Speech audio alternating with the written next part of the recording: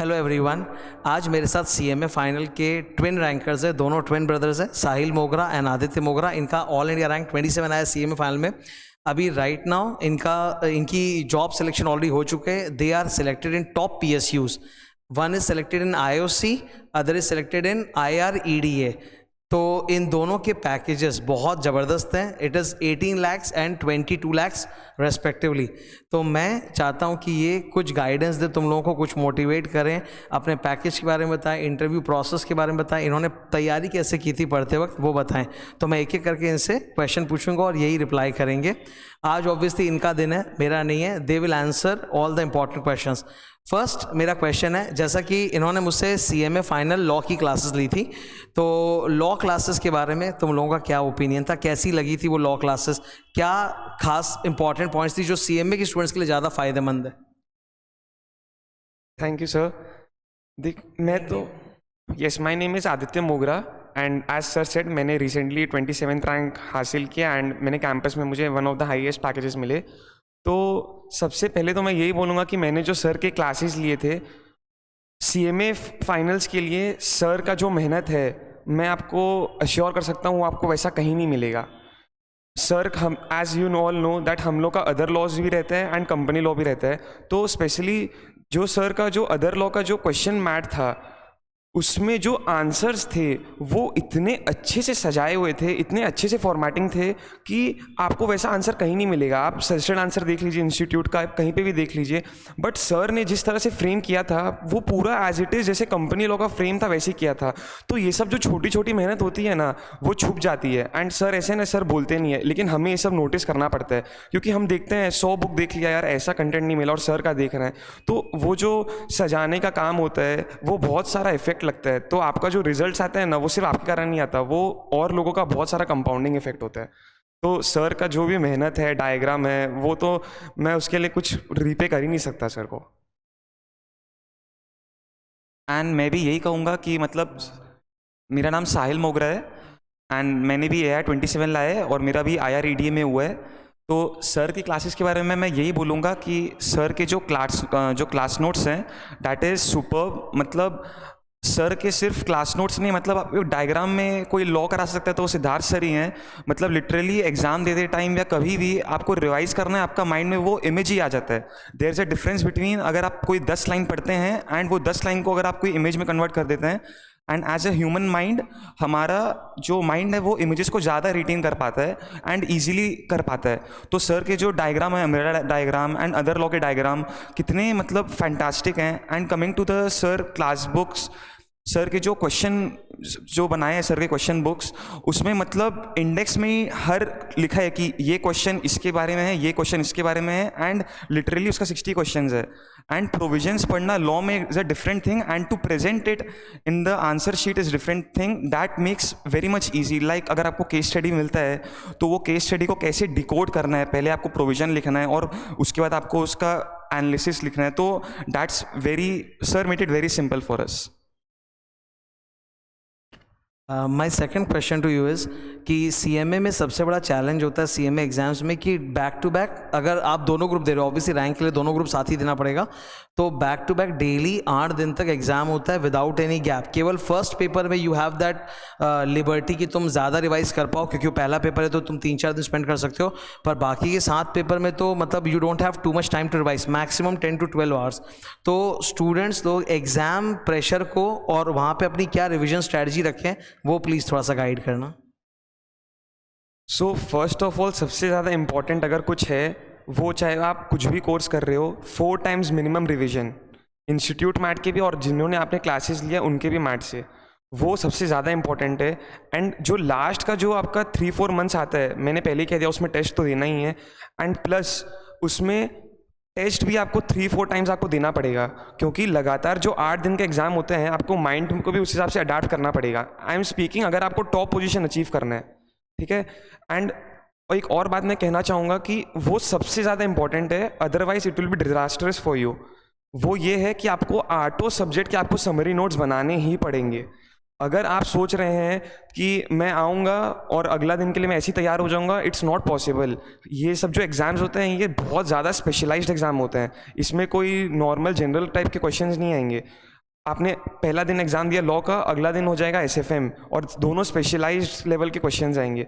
तो पहले से ही बोलते हैं ना कि put money in the bank, कि लास्ट में जब आपने सारा वो पिगी बैंक भर के आप उसे फोड़ के एक बार में अपने यूज़ के लिए निकाल सके। तो वो हर पहला दिन जब आप आर्टिकलशिप कर रहे हैं उसी समय से आपको सारे सब्जेक्ट्स के समरी नोट्स संग संग, जैसे क्लास हुआ सर का, फॉर एग्जाम्पल आपने सरफेजी एक्ट कंप्लीट किया तो सर ने जैसे ही करा दिया सारा डायग्राम के संग, एसेट रिकंस्ट्रक्शन कंपनी सब करवा दिया, संग संग उसका समरी बनाइए। अगर आप सोच रहे हैं कि अरे यार लॉ पूरा हो जाएगा 3 महीने बाद फिर बनाऊंगा सबका, तो ऐसे नहीं होगा। तो ये 3 सबसे ज़्यादा इंपॉर्टेंट है, revision, test and then summary notes. जो आदित्य ने कहा वो तो है ही, मैं एक और चीज़ ऐड ऑन करूँगा, वो है learning from mistake copy. Generally क्या होता है, हमारे जो प्रैक्टिकल सब्जेक्ट्स होते हैं जैसे डायरेक्ट टैक्स, एसएफएम, कॉस्टिंग, उसमें एक चीज़ मेरे संग तो होता था, मेरे ब्रदर के संग भी होता था, मुझे पता नहीं किसी और संग होता था कि नहीं, कि हम लोग गलती करते हैं और सेम गलती बार बार करते हैं। सो डैट्स वेरी रॉन्ग। आप गलती करिए, गलती करने में कोई दिक्कत नहीं है, लेकिन सेम गलती दोबारा करना it is a bad thing. So मैं क्या करता था, अगर डायरेक्ट टैक्स में मेरे से कोई गलती हो जाता था, सिली मिस्टेक कुछ भी हो जाता था, I was to maintain a separate copy for every practical subjects, and मैं वो क्वेश्चन बगल में लिख देता था रेफरेंस के रूप में उसका पेज नंबर के साथ, एंड मेरे से क्या गलती हुआ मैं वो कर देता था। एंड एज ए रिजल्ट मैं जब भी मॉक टेस्ट देता था एंड मेरे रियल एग्जाम्स के पहले भी मैं वो सेम गलती मैं पढ़ लेता था, एंड एग्जाम में मेरे संग हुआ है, मॉक टेस्ट है ये सब में मैं वो गलती कर रहा था, फिर मेरे माइंड में क्लिक किया, अरे साहिल ये गलती मत कर, वापस सेम गलती मत कर। एंड ऑल्सो जो आदित्य ने कहा वो सब तो है ही, और एक और चीज़ है, कंसिस्टेंट रहिए। मतलब ऐसे नहीं कि एक दिन मतलब पूरा 10 घंटा लगा के 12 घंटा लगा के पढ़ लिया, अगला दिन मतलब 2 घंटा, नहीं। मतलब कंसिस्टेंसी जो होता है ना, पानी की बूंद जो होती है ना, वो टप टप टप पानी पत्थर में गिरती है ना, तो पत्थर को भी चीर जाती है। तो consistency is also very important. Sahil ने अभी जो बोला उसी के कॉन्टेक्स्ट में मेरा एक क्वेश्चन है, जैसे प्रैक्टिकल पेपर्स जो होते हैं तो उसमें तो बहुत सारे सम्स वगैरह भी होते हैं, चाहे वो अकाउंट्स हो, चाहे वो कॉस्टिंग हो या एफएम हो। तो एग्ज़ाम टाइम में क्या ये तुमने सम्स वगैरह को भी रिवाइज़ किया था कि तुमने जो अपने समरी नोट्स बनाए थे प्रैक्टिकल पेपर्स के लिए उसमें सम्स नहीं थे, खाली फॉर्मूला या अप्रोच था? तो वो कैसे, मतलब एग्ज़ाम के बीच में क्या सम्स पढ़ पाओगे कि नहीं पढ़ पाओगे? इसके रिगार्डिंग मैं एक चीज़ बताना भूल गया था, अभी सर ने मुझे रिमाइंड करा दिया। मैंने आर्टो सब्जेक्ट का जो प्रैक्टिकली पॉसिबल था, थ्योरेटिकल सब्जेक्ट का तो दरकार नहीं होता, मैं एक तो क्वेश्चन टू बी सीन भी बनाया था। उसमें क्या था कि मुझे एग्जाम्स के पहले मुझे कौन कौन से क्वेश्चन देखने हैं, करने का टाइम नहीं है, करने का आधा दिन में आप सोच रहे हैं आप कर पाएंगे हाथ हाथ लिख के, तो बस फिर आप कर ही रहेंगे, फिर आप एग्जाम में क्या होगा फिर आप ही जानते हैं। तो क्वेश्चन आपको खाली देखना है, ऊपर ऊपर से कैलकुलेटर में या सॉल्व कर लिया या फिर रफ में सॉल्व कर लिया, that is a different thing. So मैंने प्रैक्टिकल सब्जेक्ट्स के लिए सर एक तो question to be seen before exam बनाया था, एंड उससे मेरा बहुत हेल्प हुआ था। जैसे पास्ट ईयर पेपर का, स्टडी मैट का, आरटीपी का, एमटीपी का जो मैंने कोचिंग्स लिया था, उनके बुक्स का, जो मतलब मुझे लग रहा था कि नहीं ये सब में बात है, और ये सब मुझे क्वेश्चन पेपर अंदाजा देकर लग गया था कि ऐसा क्वेश्चन इंस्टीट्यूट पूछ सकता है। एंड एक और एड ऑन है दैट हम लोग जो सम करते हैं उसमें जनरली 70-60% एडजस्टमेंट सेम ही होते हैं। तो highlighting and marking that important adjustment different सम के, तो जब भी मैंने आपको कहा था कि 3-4 बार मिनिमम आपको रिवाइज करना है, तो ही जो question to be seen last day before exam है वही देख के आपको सब रिटेन हो जाएगा। अगर आप रिवाइज ही नहीं करेंगे 4 टाइम्स और आप सोचेंगे मैं खाली देख के जा रहा हूँ, तो वो पॉसिबल नहीं है। 4 टाइम्स रिविजन के बाद ही वो लिस्ट बनाना कि क्या क्वेश्चन मुझे देखना है, वो बड़ी बात है। अभी सम्स के कॉन्टेक्स्ट में एक जो बात तुमने बताई कि हर सम में, जैसे आदित्य ने बोला कि 70% एडजस्टमेंट सेम रहते हैं, 30% डिफरेंट होता है, दैट इज एब्सोल्युटली ट्रू। कोई भी प्रैक्टिकल पेपर उठा लो उसमें हर एक सम में कुछ कुछ डिफरेंशियल है, तो वो मार्क करते चलो, ये एकदम सही बोला। मेरा इसी से एक और जुड़ा हुआ जो कॉपी के समरी नोट्स का तुम लोगों ने बताया उससे जुड़ा हुआ क्वेश्चन है, क्योंकि तुम लोग ट्विंस हो, वो ब्रदर्स हो, साथ ही में सारी परवरिश हो रही है, तो क्या तुम लोगों ने अपने कॉपी के जो समरी नोट्स है दोनों ने अलग अलग बनाए थे कि एक ने बनाया दूसरे ने यूज़ कर लिया, क्या था मतलब? Sir we are same but our mind mapping is different. हर इंडिविजुअल के ना माइंड मैप अलग होता है। जो जैसे सर भी हमेशा बोलते हैं कि इनकम टैक्स का जो सर ने इतना अच्छा बुक निकाला है, वो कोई कॉपी कर ही नहीं सकता, और कर भी लेगा ना तो जो उससे सर जिस तरह से डिस्क्राइब कर पाएंगे ना, वो सर कोई और नहीं कर सकता। That is very true. आप जो कॉपी, जिस तरह से आपका माइंड वर्क करता है, जिस तरह से आप वो समरी कॉपी बनाएंगे ना, जब उसे आप पढ़ेंगे तो लगेगा अरे यार इतना जल्दी याद हो रहा है मुझे, इतना जल्दी रिकॉल हो रहा है। और वही अगर मैं साहिल को कॉपी कर लूँगा या वो मेरा कॉपी कर लेगा तो कोई यूज़ ही नहीं है। क्योंकि आप समरी कॉपी क्यों बना रहे हैं? क्यों? क्योंकि आपने जो इतना महीना का टाइम दिया आपने, बस आप और एक्स्ट्रा एफर्ट लगा रहे हैं ताकि आप जिस पोजीशन में थे एकदम हाई लेवल में जब आपने क्लास किया था, वापस से जब आप एकदम डाउन हो जाए, आप बस एक बार वो कॉपी देखिए एक दिन के लिए, आप वापस से उस लेवल में आ जाएंगे। तो ये तभी हो सकता है when you act according to your mind. हर इंसान का माइंड मैपिंग डिफरेंट होता है। एंड मैं इसमें एक और चीज़ ऐड करना चाहूँगा, मतलब अगर आप लोग सोच रहे हैं कि मतलब समरी नोट्स ले लेंगे, कॉपी कर लूँगा मैं, तो उससे कोई फ़ायदा नहीं होगा। हमारा जो माइंड है ना, अगर वो आप एक चीज़ कॉपी करके लिखेंगे और एक चीज़ अगर आप मतलब खुद से समझ के लिखेंगे ना, तो it makes a big difference in your subconscious mind. मतलब आपका खुद का लिखा हुआ, खुद का मेहनत से लिखा हुआ आपको कितना कॉन्फिडेंट फील कराता है ना, वो कॉपी करके नहीं करा सकता। भले आप किसका भी कॉपी कर लीजिए। तो मेरा रिकमेंडेशन यही रहेगा, हाँ आप रेफर कर सकते हैं सबका समरी नोट्स, लेकिन at the end of the day आप अपने हाथों से लिख कर अपने समझ के हिसाब से जैसा भी आपको लगे कि आपका ईजी हो जाए, आप हिंदी में लिख लीजिए कोई चीज़ हो गया, या फिर आप डायग्राम बना दीजिए, या फिर नॉर्मल इंग्लिश में लिख दीजिए, जैसा भी करिए, लेकिन अपने अपने आप से मतलब सच रहिए और अपने आप से बनाइए। उससे आपका कॉन्फिडेंस लेवल बहुत हाई रहता है। क्योंकि अभी पढ़ाई की बात चल रही है, कॉपी नोट्स, तो मैं थोड़ा उसी में मेरे नए क्वेश्चंस आ रहे हैं। फर्स्ट ऑफ ऑल, जैसे तुम लोगों का जो एग्ज़ाम हुआ था वो रिटन एग्ज़ाम था, जो नॉर्मल पेपर रिटन एग्ज़ाम होता है, which started with CMA once again after the corona, वही था। तो I have 2-3 questions in this context. Number 1, what is your command over your own language? जब तुम अपने लैंग्वेज में लिखते हो तो क्या तुम बहुत अच्छे तरह से एक्सप्रेस कर पाते हो अपने आप को, कि तुम्हारे लिए प्रेजेंटेशन एक मुद्दा होता है, या फिर you have always been good with your writing, कि मतलब मेरे को राइटिंग तो आता ही अच्छे से? तो ये एक डाउट है। सेकेंड, बहुत सारे स्टूडेंट्स जो होते हैं जिनका मान लो 10 या 12 तक परफॉर्मेंस अच्छा नहीं होता, मतलब वो टॉपर नहीं होते, but they are in top 10 top 20 of the class, तो उनको भी मन में ये रहता है क्या मेरा भी मतलब प्रोफेशनल एग्जाम, कॉम्पिटिटिव एग्जाम में बड़ा रैंक आ सकता है कि नहीं? तो I want to know a little bit about your history, कि 10-12 में क्या तुम लोग, परसेंटेज में तो बात करने समझ में आएगा नहीं बिकॉज अलग अलग बोर्ड के अलग अलग होते हैं बेंचमार्क, तो आई वांट टू नो कि 10 या 12 में तुम लोग क्लास में किस पोजीशन पे आए थे जब तुम्हारा मार्क्स आया था? यू वर 1 to 3 और 1 to 10 व्हाट? तुम्हारा हिस्ट्री क्या है एकेडमिकली? क्या ये जो हुआ ये सरप्राइज था कि ये एक्सपेक्टेड ही था? सर हम लोग का ऐसा था कि हम लोग क्लास 8 तक हम लोग का अगर 8 सब्जेक्ट होता था तो हम लोग का उसमें 7 सब्जेक्ट्स में हम लोग का रेड मार्क रहता था। 7 तक red mark, fail. But after class 7 my father cried and he told me that हमको बहुत अशेम होता है। सर उस दिन के बाद से क्लास 8 से 9 से 10 से हम और साहिल कंसिस्टेंटली क्लास में हर टर्म में, हर क्लास में फर्स्ट सेकंड आए, and that was a game changer sir. And उसके बाद ऐसा हुआ कि 10 में वी स्टूड 3rd और 2nd इन क्लास, 12 में भी ऐसा सेम रहा। बट सर हम लोग जितना मेहनत करते थे वो उतना चमकता नहीं था। हम लोग का टारगेट हमेशा 1 और 2 का ही रहता था। उसके बाद पापा को कभी क्लास 7 के बाद कभी भूलना नहीं पड़ा हम लोग को। बट हम लोग में एक चीज़ है सर, कि हम लोग को मम्मी भी एक चीज़ बोलती है दैट अगर तुम सूरज है ना और अगर तुम चमक रहे तो बादल तुमको आधा घंटा, 1 घंटा, 2 घंटा के लिए रोक सकता है, लेकिन अगर तुम में चमक है ना, दुनिया को एक ना एक दिन दिख जाएगा।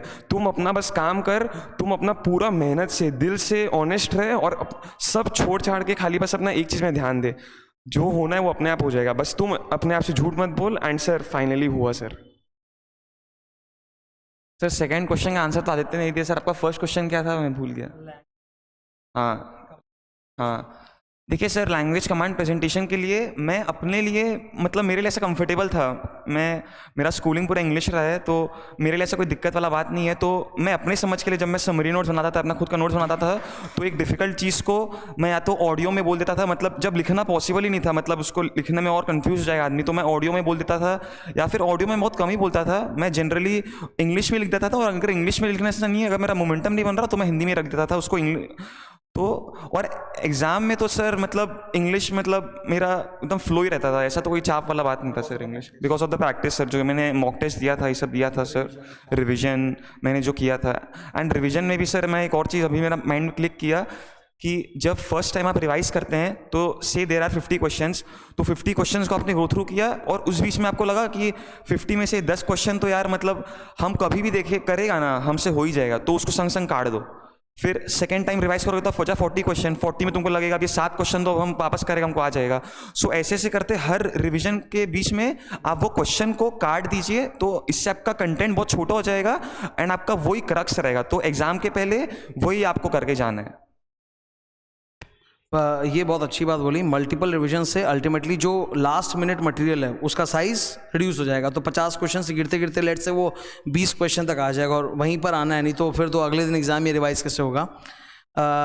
ये तो पढ़ाई की बातें थी। अब मैं आगे मूव करते हुए मेरा सवाल है, I want to know about, जैसे कि you have cracked into PSU और CMAs को, मतलब CMAs के लिए PSU में जॉब हमेशा प्रायोरिटी पे रहता है। ये मैंने हमेशा क्लास में भी अपने में बोलता हूँ कि CA से भी ज़्यादा प्रायोरिटी CMA को मिलता है PSUs में, और बहुत अच्छे पैकेज मिलता है। इन्होंने कुछ देर पहले मुझसे कैंपस प्लेसमेंट के बारे में बातें शेयर की थी कि there were so many private companies and then there were 3 PSUs also. Campus में शायद 11 कंपनी आई थी ना, और उसमें से 3 PSU थी। तो प्राइवेट कंपनी से भी ज़्यादा पैकेजेस PSU ऑफर कर रही हैं। और एक गलत फहमी जो लोगों में होती है कि PSU क्योंकि सरकारी कंपनी है तो वहाँ पे काम नहीं होता होगा या पैसा कम होगा, ऐसा कतई नहीं है। वहाँ पे अति हार्डवर्क है और पैकेज भी प्राइवेट सेक्टर से बहुत ज़्यादा है। तो सबसे पहले तो ये जो बड़े बड़े पैकेजेस हम सुनते हैं 20 लाख 25 लाख इस तरह के पैकेज, तो मैं इसमें जानना चाहता हूँ कि इस सैलरी पैकेज में, हमें सैलरी सबको पता है, तो I want to know what is the breakup of this package. इसमें इन हैंड कितना है, टैक्स कितना है या परक्विजिट्स कितना है, that I want to know. दोनों अपने अपने कंपनी के पैकेज के हिसाब से अलग अलग प्लीज अगर बता सको तो अच्छा रहेगा। सो मेरा IRED में हुआ था एंड मेरा 22 लाख का पैकेज है पर एनम। सो उसमें बेसिकली मेरे को 1.34 lakh per month in hand मिलेगा एंड परक्विजिट्स में मेरे को अभी तक जहाँ तक पता चला है मुझे RFA मिलेगा, क्योंकि मेजर पोर्शन मेरा सैलरी का मुझे इन हैंड मिल जाएगा एंड RFA मिलेगा मुझे, एंड बाकी जो मेरा है वो मेरा PF एंड टैक्स में कट जाएगा। एंड मेरा कंपनी का जो फुल फॉर्म है वो है Indian renewable energy development agency, and ये भी लिस्ट होने वाला है। तो जो मेरा कंपनी का जो मेरा प्रोफाइल रहेगा वो मेरा NBFC का जो अकाउंट्स का जो डिवीजन रहेगा मुझे उसी को ही हैंडल करना है, एंड मुझे जो NBFC के जो RBI रेगुलेशंस के जो और रिलेटेड वर्क हैं वो मुझे, मतलब उस जो पैम्पलेट निकला था मुझे उसमें आप समझाया नहीं, लेकिन मेरा अकाउंट्स का जो काम रहेगा ही, प्लस मेरा वो RBI गाइडलाइंस में क्या काम रहेगा वो मुझे वहाँ पर बता दिया जाएगा। क्रेडिट चेकिंग, मतलब वैसा वैसा। एंड मेरा इंडियन ऑयल कॉर्पोरेशन लिमिटेड में हुआ IOCL, आई नो आपको पता होगा। तो उसमें मेरा जो पोस्ट है, मुझे अकाउंट्स एंड फाइनेंस ऑफिसर का पोस्ट दिया गया है। तो उसमें मेरा सैलरी ब्रेकअप ये है कि 18 लाख का पैकेज है एंड उसमें मुझे 1.14 लाख मुझे हर मंथ मिलेगा, एंड परक्विजिट्स मुझे बहुत सारे मिलेंगे, जैसे कि फर्नीचर के लिए मुझे 1.8 लाख दे देंगे, हर 2 साल में मुझे फ़ोन के लिए 30,000 देंगे, मेंटेनेंस के लिए उस फ़ोन का मेंटेनेंस के लिए हर साल 10,000 देंगे, लैपटॉप के लिए 70,000 देंगे, एंड ग्लासेस के लिए 20,000 देंगे। आई एम श्योर दैट मेरा ग्लासेस नहीं है, but obviously I will take it and मैं कुछ तो कुछ करूँगा ही। तो बात ये है। एंड कमिंग टू द क्या मेरा रोल रहेगा वहाँ पे, मेरा वहाँ पे जो रोल रहेगा वो टैक्सेशन में रह सकता है एंड अकाउंटिंग में रह सकता है एंड फाइनेंस डिपार्टमेंट में रह सकता है। 2-3 साल पहले 1-2 जन सिलेक्ट हुए थे IOCL के लिए, मैंने उन लोग से इंटरेक्ट किया तो उन्होंने भी ये कहा कि पोस्टिंग कहीं पे भी हो सकती है एंड आपको काम कुछ भी दे सकते हैं। पोस्टिंग का जैसा कि इन्होंने बताया अभी वो श्योर नहीं है, वो लोग बाद में अपने मन से, you have to be mobile की कहीं भी मिल सकता है। अच्छा, next thing I want to know about package was the big thing. I always wanted to inform students की जो बड़ा पैकेज होता है ना, तो कई स्टूडेंट लोग सोचते हैं कि डिवाइड बाई 12 करके उतना पूरा का पूरा घर में आएगा। वो भूल जाते हैं कि उनको टैक्स भी देना पड़ेगा, कमाओगे तो टैक्स भी दोगे, PF का भी ज़्यादा कटेगा, PF तो अच्छा खासा अमाउंट निकल के आ जाएगा, तो इन हैंड वो रिड्यूस हो जाता है। बट येस, वो हर पैकेज पे है।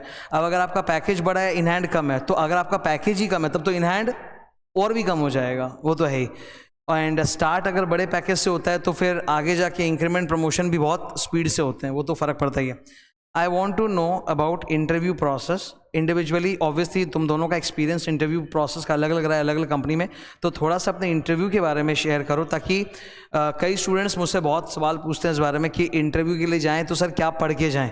तो क्या वहाँ इंटरव्यू में एकेडमिक्स का बहुत हार्ड क्वेश्चन आता है? एक्सपीरियंस के बारे में वो लोग क्या पूछते हैं, मतलब जो 15 महीने की आर्टिकलशिप होती है उसको लेके वो लोग कितना ग्रिल करते हैं या लाइटली ग्रिल करते हैं, वो थोड़ा सा प्लीज़।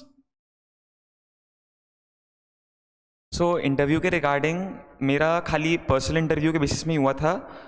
तो मैं जब अंदर गया तो जो नॉर्मल क्वेश्चन सबसे पूछता है कि tell me something about yourself, फिर वो मेरे से पूछा and then they started asking me question from the domain part जो मैंने पढ़ाई की है।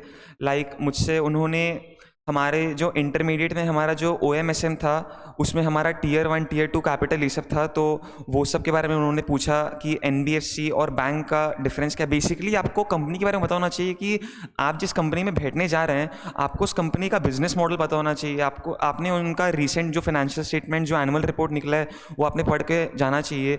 वो आपसे मेरे से उन्होंने पूछा भी था कि क्या टर्नओवर है, EPS है, एंड क्वेश्चंस बस ये वाले पूछे थे अपने रिगार्डिंग। मैं उनके बारे में क्या जानता हूँ। एंड डोमेन पार्ट में मुझसे उन्होंने फिनेंशियल मैनेजमेंट के बारे में पूछा था कि व्हाट इज़ IRR, फिर कॉस्टिंग के बारे में पूछा था कि what is the difference between ABC costing and ABC analysis, and direct tax, indirect tax and law से तो कुछ नहीं पूछा था। And coming to the finance parts, हाँ फाइनेंस पार्ट से 2-3 क्वेश्चन पूछा था, अभी मेरा माथे में क्लिक नहीं कर रहा है कि क्या क्वेश्चंस था, लेकिन हाँ अच्छा खासा फाइनेंस से पूछा था। हाँ तो और फिर HR क्वेश्चन पूछा था। तो बेसिकली क्या हुआ था, मेरे ब्रदर का फर्स्ट इंटरव्यू था IREDA में एंड सेकंड किसी और का था एंड थर्ड मेरा था। तो जब मैं अंदर गया तो फिर जब डोमेन पार्ट हो गया उन्होंने अपनी कंपनी के बारे में सब पूछ लिया, फिर they asking questions about my brother कि आप अपने भाई से कितने कनेक्टेड हैं, आपको क्या लगता है कि आपका भाई और आप में कितना मतलब दोनों में किससे ज़्यादा पोटेंशियल है। So that was basically the HR questions also. Sir इस क्वेश्चन का आंसर तो सर मतलब कनेक्टेड तो सर हम मतलब बहुत ज़्यादा है मतलब सर मतलब डायरेक्ट आंसर तो हम दिया नहीं कि मतलब मेरे में है कि मेरा ब्रदर में है। हम यही बोला मतलब इसका जो फील्ड में ये ज़्यादा है उस फील्ड में हम नहीं हैं, जिस फील्ड में हम ज़्यादा है तो ये नहीं है। तो हम लोग दोनों ही मतलब कंप्लीट हैं, एक साथ हम लोग कंप्लीट हैं। जैसे किसी चीज़ में अगर हम लैक करता है तो ये हमको सिखा देता है, हम किसी चीज़ में लैक करता ये किसी ने लैक करता है तो हम उसको सिखा देता है। तो सर वैसा ही है सर, मतलब इसका तो कोई डायरेक्ट आंसर नहीं दिया सर। तो बेसिकली मैं चाहूँगा ताकि आप लोगों को हेल्प हो तो मैं दोनों इंटरव्यू के चीज़ शेयर करूँ। मैं IREDA में भी बैठा था एंड मैं IOCL में भी बैठा था। Basically I was shortlisted in all the companies, 11 companies आए थे, बट हम और साहिल क्लियर थे कि हम लोग को सिर्फ PSU में 2 PSU में बैठना है, ठीक है। तो मैं जब IREDA में I was the first candidate to go. तो मैं जब अंदर गया मुझसे डायरेक्टली पूछा गया कि NBFC होता क्या है, मुझे उसके बारे में एटलीस्ट 3 मिनट्स कंटिन्यूसली बताइए हर चीज़। तो आई वॉज़ वेरी क्लियर क्योंकि मैंने प्रिपरेशन की थी तो मैंने सब बता दिया। एंड फिर उसने मुझे पूछा कि कोई भी प्रोजेक्ट का फाइनेंशियल वायबिलिटी कैसे चेक करें कि हम लोग को उसको लोन देना है कि नहीं देना है, आप क्या क्या देखेंगे। तो मैंने वो भी बताया एंड फिर उन्होंने डायरेक्टली इंड AS में हिट किया। तो मैं आपको बहुत अच्छे से अवेयर करना चाहूँगा कि CMA फाइनल में अब न्यू सिलेबस में आया है इंड AS, हम लोग में नहीं था ओल्ड सिलेबस में, 2016 के सिलेबस में। तो प्लीज़ आप जब भी इंटरव्यू में जाएंगे आप CA के बुक्स उठाइए एंड आप करिए, वो बहुत ज़्यादा इंपॉर्टेंट है। एंड वो लोग बहुत डीपली पूछ रहे थे Ind AS 115, Ind AS 116, it is very very important. अगर आपने वो नहीं किया they won't consider you at all. मेरे भाई में बस यही एक स्पेशलिटी थी कि वो जो भी क्वेश्चंस पूछ रहे थे हम लोग के पास आंसर था and we were very confident. And वो आया कैसे, again it's only the preparation. Sir का बुक में भी लिखा हुआ है preparation, success loves preparation, I remember the line. तो वो बहुत ज़्यादा इंपॉर्टेंट है। एंड डोमेन पार्ट में आपसे फिर फाइनेंस के बारे में मेरे से पूछा। एंड इफ़ अगर आप एक कॉस्ट अकाउंटेंट है दे रिक्वायर दैट आपको एटलीस्ट कॉस्ट ऑडिट आना चाहिए। तो कॉस्ट ऑडिट के जो भी एप्लीकेबल प्रोविजंस है बैंकिंग सेक्टर में, ऑब्वियसली IREDA लोन्स देता है लेकिन वो इलेक्ट्रिकल प्रोजेक्ट्स में देता है। तो उन्होंने पूछा पार्ट A टेबल B का क्या वो कॉस्ट ऑडिट के अंदर लाई करेगा कि नहीं, तो वो मुझसे पूछा।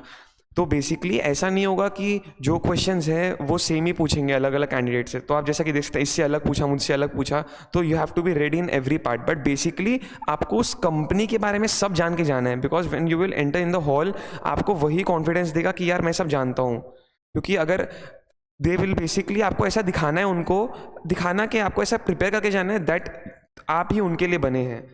एंड सारे क्वेश्चंस का आंसर तभी निकलेगा अगर आप प्रिपेयर अच्छे से करेंगे। And coming to my selection in IOCL, तो एडा में सिर्फ एक राउंड हुआ था पर्सनल इंटरव्यू का, आधा घंटा चला था वो, लेकिन IOCL में इट वाज 3 राउंड्स। सबसे पहले हमारा ग्रुप डिस्कशन हुआ था, उसमें 10-15 कैंडिडेट्स थे, हम लोग को एक टॉपिक दे दिया था एंड हम लोग को डिस्कस करना था उसमें। एंड इंटरव्यूअर 3-4 इंटरव्यूअर यहाँ पे बैठे थे एंड दे वर ऑब्जर्विंग अस बहुत क्लोजली। तो वो हुआ, 20 मिनट्स चला वो। तो उसमें मैं आपको 2-3 टिप दूंगा। सबसे पहले आपको ना कभी भी कोई अगर आपसे बात कर रहा है, आपको उनको ओवरटेक नहीं करना, चाहे वो कितना भी गलत बोले। You have to be polite. आपको ऐसा दिखाना है कि आप एक एटिकेट और एक डेकोरम वाले इंसान हैं। एंड दूसरा, आपको बहुत ऑथेंटिक बात करनी है। अगर कभी भी आप देखें कि आपके जो ग्रुप वाले लोग हैं वो लोग मतलब डिविएट हो रहे हैं अपने टॉपिक से, तो आप उनको बहुत पोलाइटली कहिए कि we can come back to the topic, I think we are losing our track. तो वो है। एंड आपको बेसिकली ये दिखाना है चांस मिले तो कि आप में लीडरशिप स्किल्स है, एट द सेम टाइम आप दूसरे को उतना ही चांस दे रहे हैं अगर वो बोलना चाह रहे हैं जितना आप ले रहे हैं, वो था। एंड फिर है ग्रुप टास्क। ये जनरली बहुत लोग जानते नहीं, लेकिन ये भी हुआ था। ग्रुप टास्क में हमारा 10-15 मिनट्स का हुआ था। उसमें बेसिकली हम लोग को एक प्रोजेक्ट दिया गया था एंड हम लोग को बोला था कि हम लोग का ये ऑब्जेक्टिव है एंड आप लोग सब मिलके बताइए हम लोग ऐसा क्या क्या करें जिससे वो अचीव हो। तो बेसिकली आप लोग को सब जितने भी कोलीग्स हैं आपको उन लोग के संग बैठना है, आपको इंटरैक्ट करना है एंड फिर आपको एक तो फाइनल कंक्लूजन देना है, यस, कोऑर्डिनेशन के साथ। एंड उसमें एक और इम्पॉर्टेंट चीज़ है, कंपटीशन वहाँ पे इतना हाई रहता है कि हम लोग का जो ग्रुप डिस्कशन का टॉपिक था वो था old tax regime versus new tax regime. तो मुझे अभी भी याद है कि एक लड़के ने, उससे नहीं आता होगा, उसने बजट हो सकता है नहीं देखा हो, अमेंडमेंट नहीं देखा हो, तो उसने एक पार्ट बोला। तो कंपटीशन इतना हाई रहता है कि जो सामने आपके संग 9 जन बैठे हैं वो बहुत स्वीटली आपको स्लैप करेंगे। वो बोलेंगे अच्छा तुमने अभी ये कहा तो इसके बारे में इसका क्वेश्चन का आंसर क्या होगा, तो वो चुप हो गया, तो वहाँ पे वो एलिमिनेट हो गया। सो एंड टॉपिक ऐसा रहता है ना, वो आपको एकदम रैंडमली दे देंगे एंड आपको फिर संग बोलना है। आपको 1 सेकेंड का भी आपको टाइम नहीं मिलेगा कि गूगल से खोल ले, नहीं, ये सब कुछ नहीं है। तो मैं आपको यही बोलूँगा, आप जो भी प्रिपेयर कर रहे हैं एकदम अच्छे से करिए, क्योंकि टैक्स तो हम लोग का पूरा ही है, तो वो अच्छे से करिए। And finally PI, that was around 30 to 40 minutes and उसमें बहुत ड्रिलिंग हुआ। आप जो आर्टिकलशिप कर रहे हैं, एक एक काम उसमें पूरा घुस के पूछा कि क्या है ये।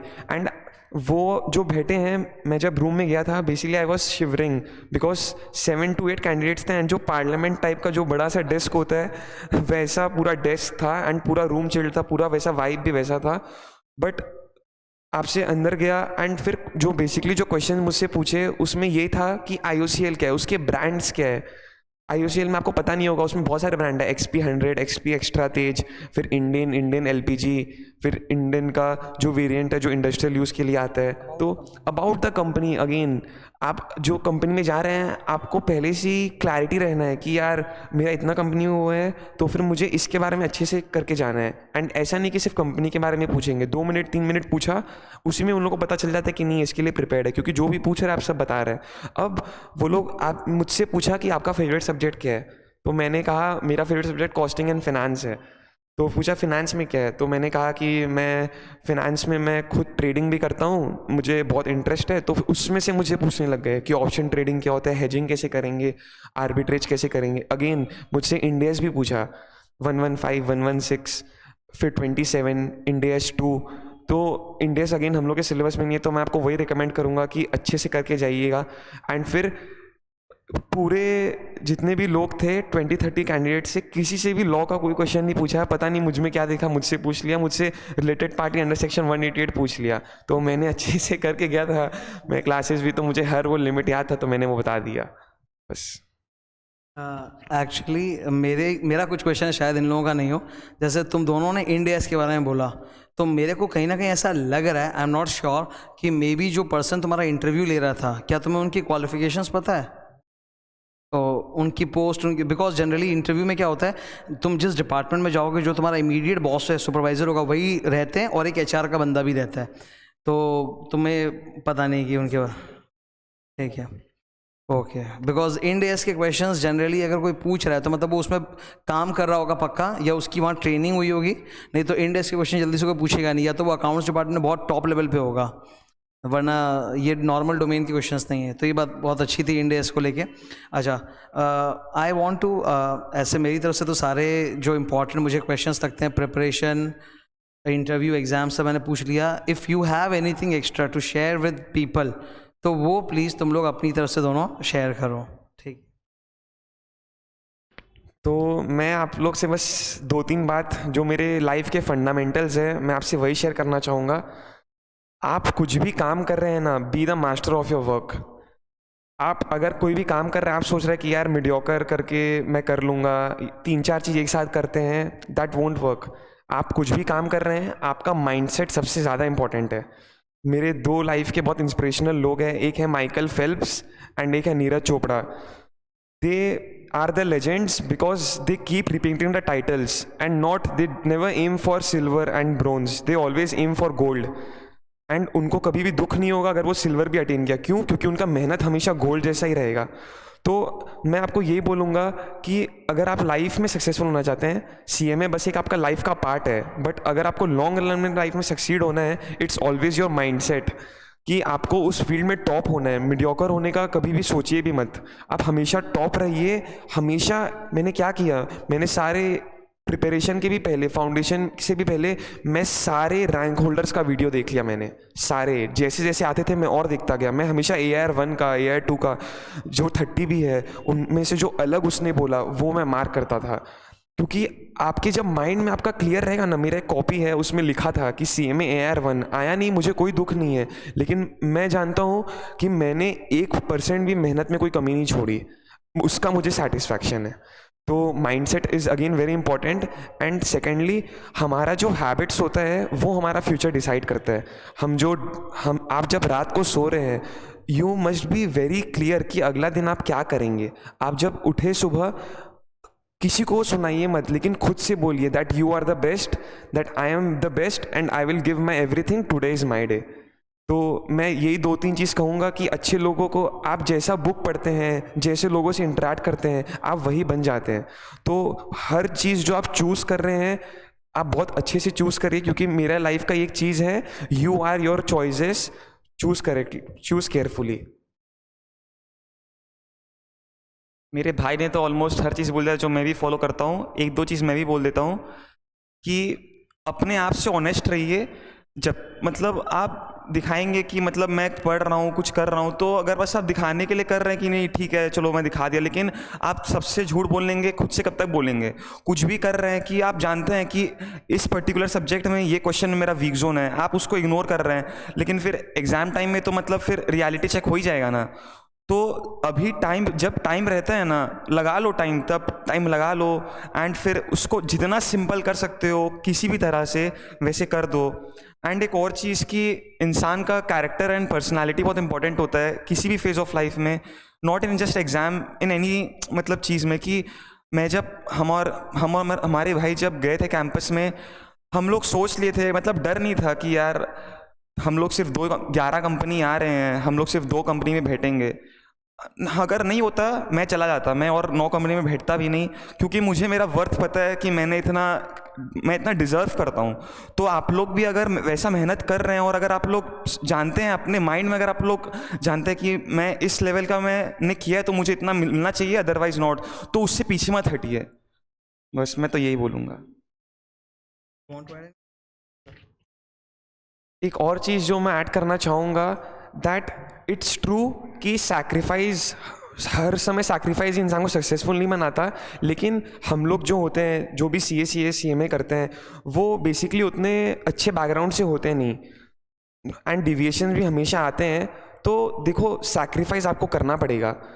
अगर आपको कुछ चाहिए, एक लाइन है, if you don't sacrifice for what you want, then what you want becomes your sacrifice. तो हमेशा आपको सैक्रिफाइस तो आपको करना पड़ेगा एक नेक्स्ट लेवल में जाने के लिए, चाहे वो आपका कितना भी क्लोज हो। Always you have 2 options. तो आपको देखना है कि मतलब क्या यार, इसके लिए मैं सब छोड़ सकता हूँ। ऊपर वाला भी देखेगा कि नहीं यार, इसने सब कुछ छोड़ दिया इस चीज़ के लिए, एंड आप दिल से खाली पागलों की तरह उसी चीज़ में मेहनत कर रहे हैं। वो एक दिन पक्का आएगा कि जब आपने जो सोचा था वो पक्का ट्रू होगा। बस आपको यही है कि कंसिस्टेंट रहिए। हर बेसिकली पता है, हम और साहिल शुरू से ही वेरी क्लियर थे कि हम लोग को 21 ईयर्स में ही सीएमए बनना है, एंड हम लोग ने किया वो। जब हम लोग ने फाउंडेशन स्टार्ट किया था, पापा कह रहे थे कि बिजनेस में आ जाओ, क्या पढ़ोगे, ठीक है बहुत अच्छा पढ़ लिया, अब छोड़ दो। हम बोला नहीं, हमको पापा बस 3 साल दो, हम करके दिखा देगा। पापा बोला बाबू इतना जल्दी नहीं होगा। हम बोला ठीक है पापा, 21 ईयर्स में नहीं हुआ तब हम आपका बिजनेस में ज्वाइन कर लेगा। तो लर्निंग, हम लोगों का कभी ऑब्जेक्टिव ये नहीं था कि अच्छा जॉब लेना है, अभी भी हम लोग का ऑब्जेक्टिव यही है कि हम लोग को लर्न करना है। तो मैं यही बोलूँगा कि हर वो छोटा से छोटा चीज़ आप कलेक्ट करिए कि अच्छा ये मेरे ऑब्जेक्टिव से रिलेटेड है, इसको कलेक्ट करिए। इंटरव्यूज़ आते हैं सर के चैनल्स पे, या फिर उन लोगों से इंटरेक्ट करिए जो आपको उस गोल तक अचीव पहुँचाने में हेल्प करेंगे। ये सब जो छोटे छोटे चीज़ है ना, ये आपको कंपाउंड इफेक्ट देते हैं। मुझे एक्चुअली अचानक कुछ याद आ गया। आज से 1 या 2 महीने पहले की बात होगी ये। रिजल्ट्स आए थे, तुम लोग मुझसे मिले भी थे रिजल्ट्स के बाद में। तो हम लोगों ने बहुत देर तक, अराउंड मेरे ख्याल से 1 या 1.5 घंटे तक हमारा डिस्कशन हुआ। And many of my students वो जानते भी, मैं बोलता भी रहता हूँ क्लास में, I like to read motivational books. बहुत सारी एक से बुक आती है, तो मोटिवेशनल बुक्स के ऊपर हमारी बहुत चर्चा हुई थी। तो उसी कॉन्टेक्स्ट में मैं 1-2 सवाल पूछना चाहता हूँ। नंबर 1 कि ये तुम लोग टोटल हर वक्त पढ़ाई कर रहे थे कि रेगुलरली कुछ ना कुछ मोटिवेशनल बुक्स वगैरह भी पढ़ते थे? ठीक है, और अगर पढ़ते थे तो कितना टाइम देते थे? क्या वो वीक में मतलब एक बार था कि डेली एक डोज होता था? और उससे तुमको कितना फ़ायदा पहुंचा है? ठीक है, बिकॉज ऐसे पढ़ाइयों में डिप्रेशन तो होता ही है, और and you need constant motivation. और वीडियोस की एक बात है, पर किताबों की बात अलग होती है, और मोटिवेशनल बुक्स में मतलब ज्ञान जो लिखा होता है वो अलग ही तरह से लिखा रहता है। तो उसके बारे में जानना चाहूँगा। सर ऑनेस्टली बोल रहे हैं, हम बुक्स पहले पढ़ता ही नहीं था। फाइनल एग्ज़ाम जब हम दिया उसके पहले हम पढ़ता ही नहीं था। वो मेरा जब फाइनल एग्ज़ाम ख़त्म हो गया तब हम पढ़ना चालू किया। मेरे को सर जो एनर्जी आता है ना सर, वो मेरे को क्रिकेट से आता है। मेरा और मेरा भाई को मतलब हम लोग पागल लोग जैसे क्रिकेट खेलते हैं। एंड सर क्रिकेट से कितना सारा चीज़ मेरे को सीखने मिलता है ना सर, मतलब कि प्रेशर सिचुएशन में कैसे अपने आप को मतलब काम रखना है, क्या करना है। अगर मतलब गेम हाथ से जा रहा है तो भी मतलब नहीं, अपना मतलब लास्ट बॉल तक खेलना है। तो सर ये जो गेम है ना सर, मतलब इस गेम से हम बहुत सीखे हैं। मतलब हेल्दी कंपटीशन करना, अगर हार भी गए या फिर अगर जीत भी गए तो ओपोनेंट का रिस्पेक्ट करना सर। एंड सर हम बुक्स पढ़ना जब चालू किया, जब मेरा फाइनल एग्ज़ाम ख़त्म हो गया था, एंड फाइनल एग्ज़ाम ख़त्म होने के बाद मेरे जितने भी फ्रेंड्स थे वो या तो अपने फादर के बिजनेस में चले गए थे, या तो वो आर्टिकलशिप कर रहे थे, या तो उनका एग्ज़ाम कमिंग था। तो सर मैं घर में अकेला बैठा रहता था।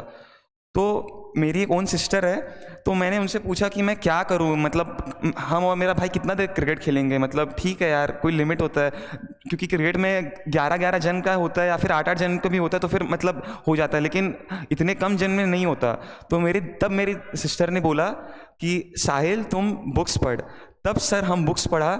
हम मतलब सारा, हमको फिक्शन बुक अच्छा नहीं लगता, हम सारा नॉन फिक्शन बुक्स पढ़ा, जैसे एटॉमिक हैबिट्स पढ़ा हम, फिर हम भगवद गीता भी पढ़ा था सर। मतलब हम पहले संस्कृत वाला मंगाया था, फिर 7 ways of highly effective people, उसके बाद इकिगाई। तो सर नॉन फिक्शन बुक्स में तो सर मतलब सही में ऐसा ऐसा बात लिखा रहता है ना, मतलब सर कि मतलब वो जो सामने वाला जो बुक लिख रहा है वो अपना मतलब पूरा लाइफ का एक्सपीरियंस उस बुक में दे रहा है। तो जो चीज़ आप उतने साल में सीखते वो आप कितने दिन में, 5 दिन में सीख गए या 4 दिन में सीख गए। तो sir that's really make you a broad minded person, and that really makes you more confident, and आप लाइफ को एक अलग नज़रिए से देखते हैं सर।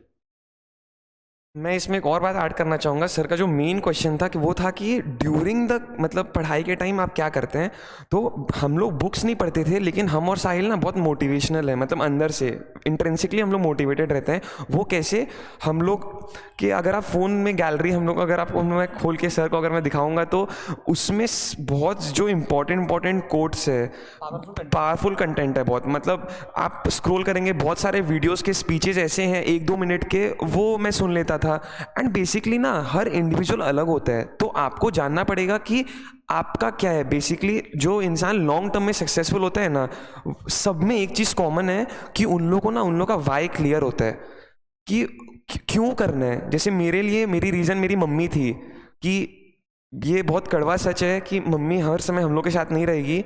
तो मेरा मतलब जब से मैं 8 से अच्छा से पढ़ने लगा तो मेरा यही था कि जब मेरी मम्मी नहीं रहे तो मैं खुद को शीशे में देख के बोल सकूं कि मैंने अपना दिन रात एक कर दिया, खुद के लिए कुछ सोचा भी नहीं, खाली मैं मेहनत करते गया सिर्फ अपनी माँ के लिए।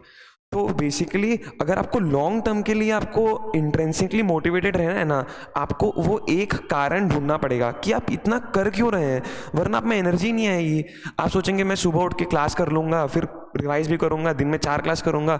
अरे भाई, खेलने जाते हो तो रहता है ना कि नहीं मज़ा आएगा, मतलब दोस्त लोग से मिलेंगे तब मज़ा आएगा, या खेलेंगे यार मस्त रहेंगे। लेकिन जब आप पढ़ रहे हैं या कोई भी आप मिशन में है ना, तो उसके लिए आपको आपका वाई क्लियर होना चाहिए कि क्यों मैं इतना मेहनत क्यों कर रहा हूँ। और वो एक बार क्लियर हो गया ना आपको, वो आप हर जन का अलग होता है, किसी को पैसा चाहिए, किसी को कुछ चाहिए, बट अगर वो एक बार आपका क्लियर हो गया तो वो सबसे लंबा मोटिवेशन है। मोटिवेशन ऐसा होता है कि आता है चला जाता है, लेकिन अगर आपको आपका वाई क्लियर है क्यों, तब वो एवर लास्टिंग है, वो कभी डूबेगा नहीं आपका। Thank you both of you. आज इन्होंने बहुत सारे टिप्स शेयर किए, काफ़ी नए नए तरह के टिप्स थे जो मुझे भी जानने को मिले, मुझे भी सीखने को मिले। एक चीज़ जो मुझे बार बार सुनने को मिल रही थी कि समरी नोट्स बनाओ, रिवीजन बार बार करते रहो, 4 टाइम्स रिवीजन, और टेस्ट वगैरह देते रहो। टेस्ट कौन से निकालता है सर? इंस्टीट्यूट जो टेस्ट पेपर्स वगैरह निकालता है, MTPs वगैरह, वो टेस्ट पेपर्स पढ़ते थे, प्रैक्टिस करते थे। तो बहुत सारे टिप्स देखने को मिले। प्लस क्या होता है कि जो स्टूडेंट्स होते हैं उन्हें सिर्फ एक ही चिंता होती है कि मेरा एक दिन रैंक आ जाएगा या मैं क्लियर कर लूँगा, पर उसके बाद की जो जर्नी होती है, इंटरव्यू देना, पैकेज सिलेक्शन, वो खुद अपने आप में एक स्ट्रगल होता है। क्या पैकेज के लिए तुम लोगों ने नेगोशिएट किया था कि इनका फिक्स्ड पैकेज है? यू कैन नेगोशिएट, मतलब वो तुमसे पूछेगी नहीं हाउ मच यू एक्सपेक्ट, ऐसा कुछ नहीं बोला? ओह, प्री डिस्क्लोज पैकेज है, अच्छा। तो जैसे कई ऐसे इंटरव्यूज़ होते हैं जहाँ पे पैकेजेस कम होता है, वहाँ वो लोग पूछते हैं कि how much you are expecting this that, but जो बड़े पैकेजेस होते हैं वो प्री डिस्क्लोज रहते हैं कि इतना पैकेज रहेगा। तो it's just a matter of selection, there is no negotiation का स्कोप वगैरह। Okay, thank you both of you. I am really like please, God bless you all कि इतना अच्छा रिजल्ट आया और आगे भी तुम लोग को और सक्सेस मिलते रहे। Thank you so much. अच्छा, ये मेरी तरफ से छोटा सा उपहार है तुम लोगों के लिए। Thank you so much.